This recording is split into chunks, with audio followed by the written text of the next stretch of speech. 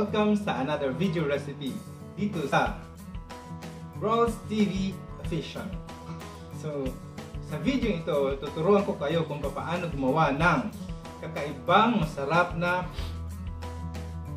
fried chicken, ang paborito ng mga bata, matanda, may ngipin o wala. Enjoy! Tuturo ko sa inyo kung paano i-marinate ang manok natin. Narito ang mga ingredients. Narito ang mga sangkap. Meron tayong manok, ginadgad na sibuyas, ginadgad na bawang, meron tayong Knorr seasoning, magic sarap, patis, cooking oil, paminta, 1/2 cup na cornstarch, and 1 cup all-purpose flour. So let's start. So sa paraan ng pagmamarinate, kailanganin natin ng bowl. Ngayon, ihalo ang mga dry ingredients. Ilagay ang cornstarch. Ilagay ang flour. Ilagay na rin ang paminta. At ilagay ang magic!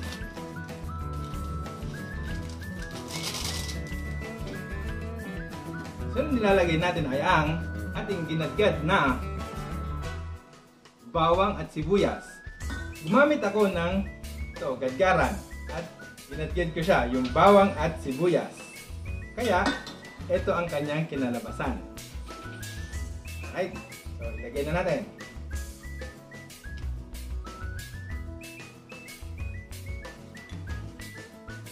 There you go. Haluin natin. So, pwede kayong gumamit ng stirrer or tinidor o kutsara.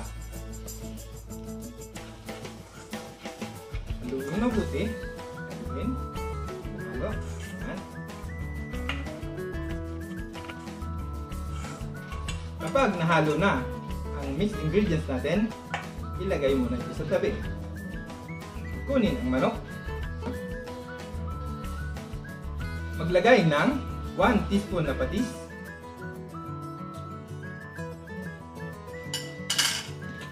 At maglagay din ng 1 teaspoon na Knorr seasoning.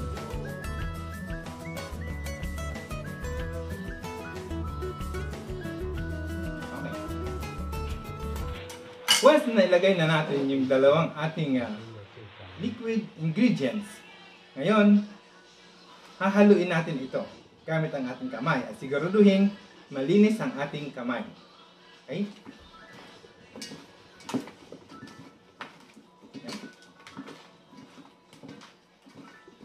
Yan. Ihagod sa buong manok.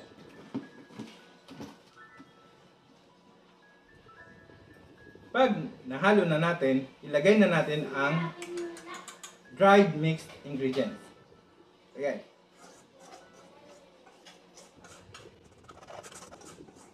Busin.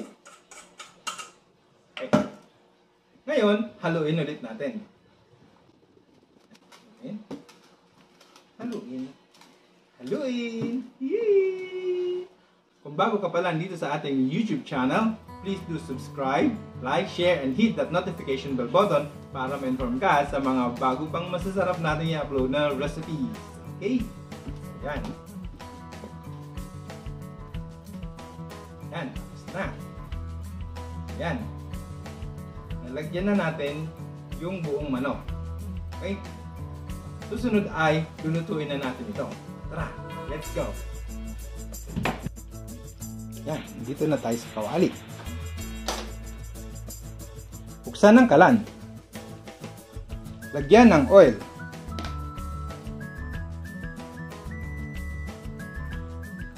Okay. Hintayin uminit ang oil bago ilagay ang manok. Kapag mainit na ang mantika, ilagay sa medium heat ang apoy. Hinaan ang apoy. Medium lang. Ngayon, ilagay na natin ang manok. Gumamit ng tong.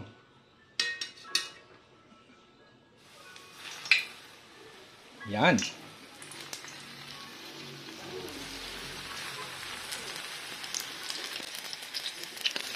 Tandaan, ang paa ng manok ay mas matagal lutuin.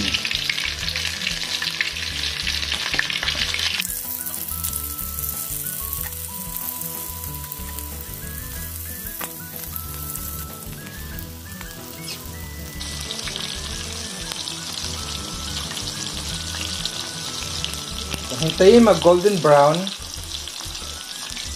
ang ilalim ng manok bago ito balik ka rin.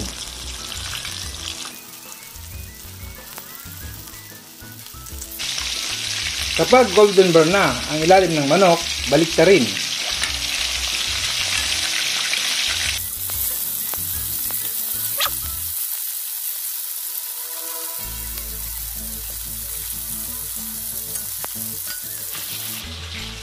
Kapag luto na ang ating manok, kailangan natin ng strainer.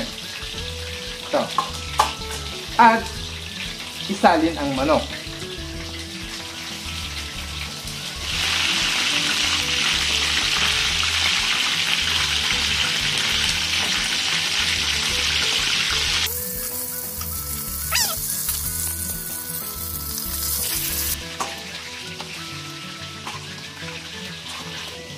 Mga kakusina, narito na ang ating crispy fried chicken.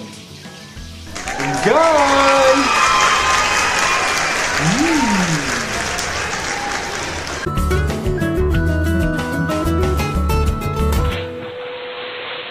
这一次我真的睡着了。